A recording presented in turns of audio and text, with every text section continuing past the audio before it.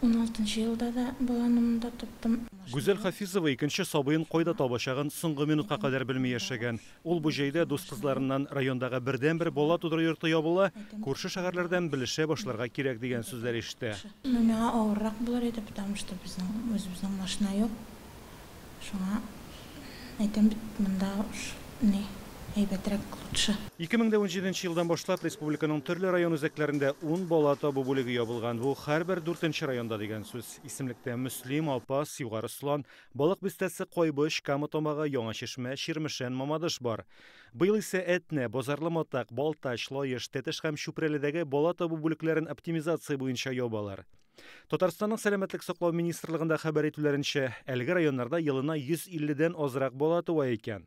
Азнакайда исә күрсәткечләр зуррак. Быел райондагы бала табу йортында 460 хатын-кыз теркәлә, шуларның 200-е Азнакайда бебили.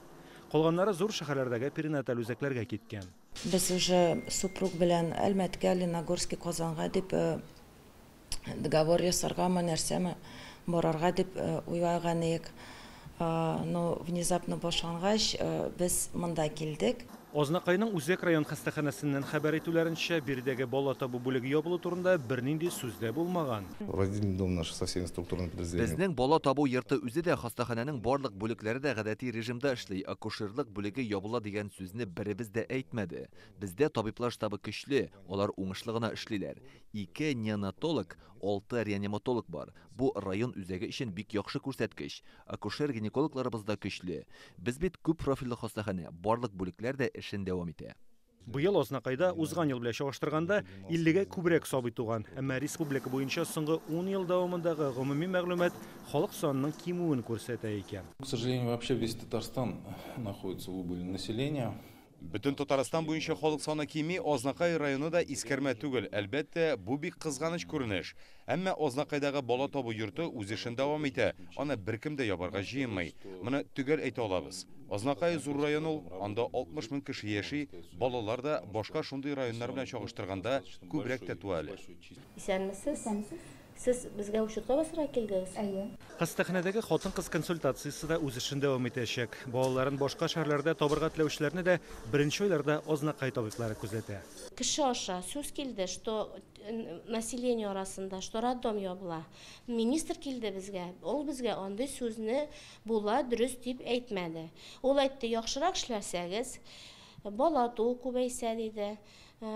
Хаталарыгыз әзәйсә диде.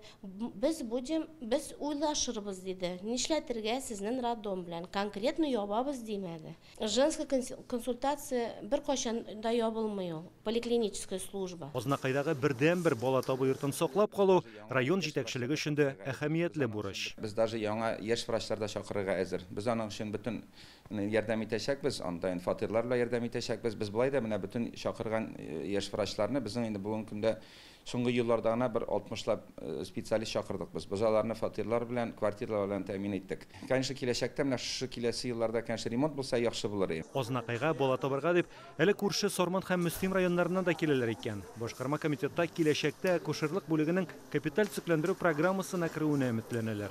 Ул чакта Азнакайда бала табу өчен шартлар зур шәһәрләрнекеннән дә ким булмаячак.